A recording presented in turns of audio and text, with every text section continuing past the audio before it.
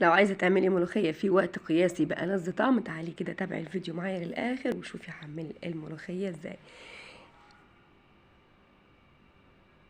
جبت حلة على النار، حطيت فيها مكعب زبدة، جبت بصلة مفرومة شوحتها كده، صفرتها، معلقتين من الصلصة، زودتها كده كوباية من المية، ولو عندك شوربة ممكن تزودي بيها. في نفس الوقت كده كنا خرطنا الملوخية وزودناها برضو بالشوربة وقلبناها كويس جدا.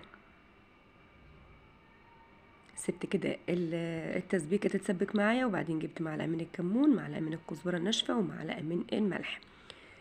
اتسبكت معايا، انزل بالملوخية بتاعتي، اقلب كويس بالمضرب لحد كل ما تتجانس معايا. في نفس الوقت كده طاسة على النار فيها شوية زيت، فيها معلقة كبيرة من الثوم المفروم، معلقة كده كبيرة من الكزبرة الناشفة، بتدي للملوخية ريحة جميلة جدا مع التقلية.